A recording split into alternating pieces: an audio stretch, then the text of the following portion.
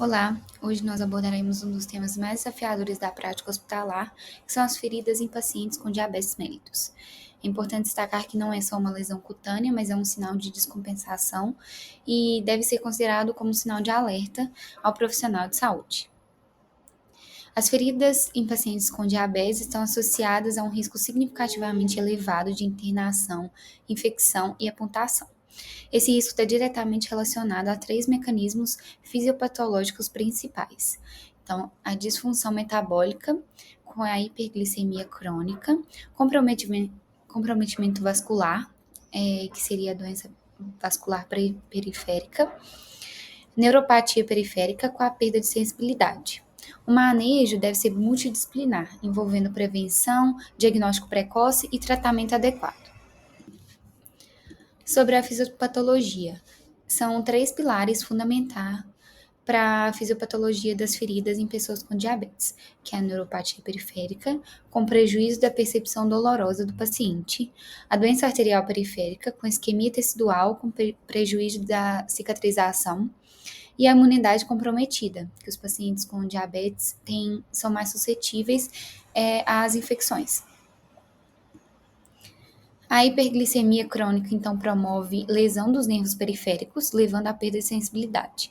Como resultado, os traumas passam a ser despercebidos pelos pacientes, evoluindo para as ulcerações. Os exemplos clássicos incluem úlceras plantares indolores, frequentemente associadas ao uso de calçados inadequados e traumas repetitivos. A doença arterial periférica, também conhecida como DAP, compromete o suprimento sanguíneo, dificultando a cicatrização e favorecendo a necrose. Os principais achados incluem pulso diminuído ou ausente, dor em repouso e coloração escurecida da lesão.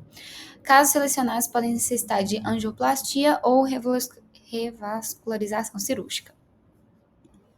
Além disso, os pacientes diabéticos apresentam alterações na resposta inflamatória, incluindo quimiotaxia prejudicada, déficit na função dos neutrófilos e dificuldade das células de defesa chegarem até o local. Essas condições, então, facilitam a instalação e propagação de infecções.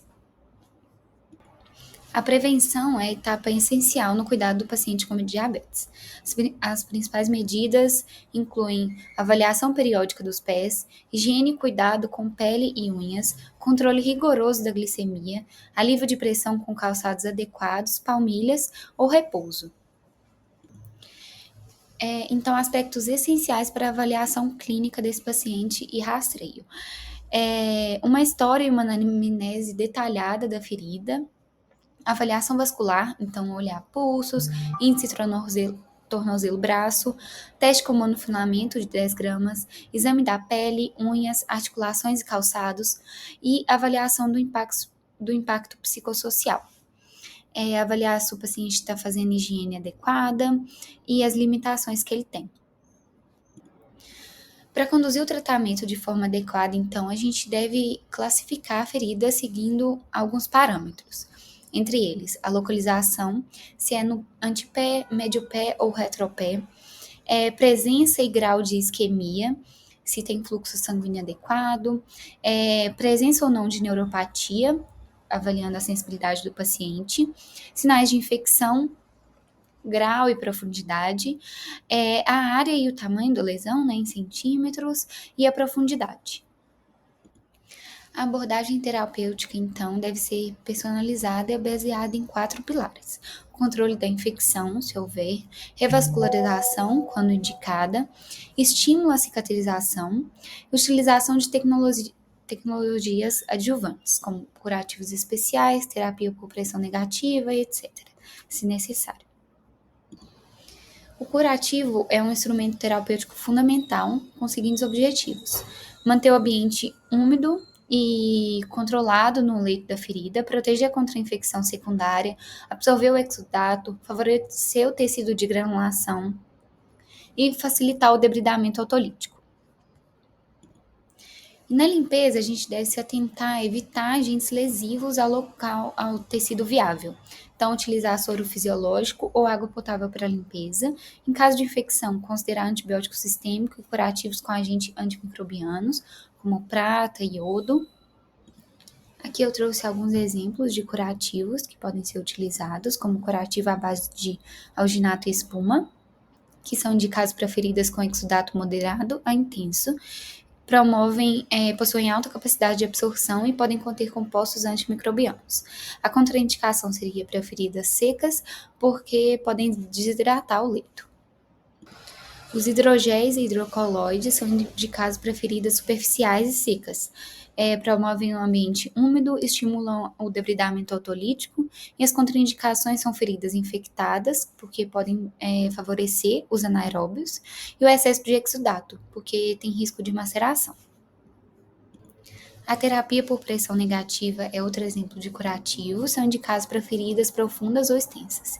Elas atuam na remoção do exudato, redução do edema local e estimulam a formação de tecido de granulação. Os curativos impregnados com prata ou iodo são destinados a feridas infectadas ou com risco elevado de infecção. Algumas precauções é que a prata pode ser citotóxica a fibroblastos e o iodo é contraindicado em caso de alergia ou distúrbios tiroidianos. Outro exemplo são os curativos com colágeno e são indicados para feridas com exudato leve a moderado. Promovem a formação de matriz extracelular e favorecem a migração celular. São úteis em feridas de cicatrização estagnada. A gaze é um material amplamente disponível, de baixo custo porém, ela pode aderir ao leito da ferida, gerando dor, trauma e sangramento. Então, são indicados para feridas com pouco exudato e uso por um curto período. Os filmes transparentes são indicados para ferida com mínimo ou nenhum exudato. Permitem a inspeção sem remoção do curativo, então dá para você ter uma visualização melhor. As contraindicações são feridas infectadas, feridas com secreção abundante. Aqui alguns critérios para avaliação da efetividade e do melhor curativo. Redução da área da ferida, controle adequado do exudato, ausência de infecção ou maceração e, se tiver ausência da melhora, redução inferior a 50% da área, após 4 semanas, deve motivar a reavaliação da conduta e avaliar o tratamento. Atenção, então, a esses sinais e sintomas clínicos de impactos sistêmicos, que são inchaço, inflamação, disfunção e comprometimento funcional, impacto psicológico ao paciente e infecções secundárias. Edema, dor, sinais flogísticos, por exemplo, dificuldade de deambulação do paciente, uma dor crônica ou dor fétido E é importante lembrar que o cuidado do paciente com uma ferida, um paciente com diabetes, e de sua ferida é um cuidado sistêmico, de uma abordagem multidisciplinar e integral e humanizada. Então, olhar o paciente como um todo, avaliar o tratamento da diabetes dele como um todo, isso tudo é importante para controlar e prevenir as feridas em pessoas com diabetes.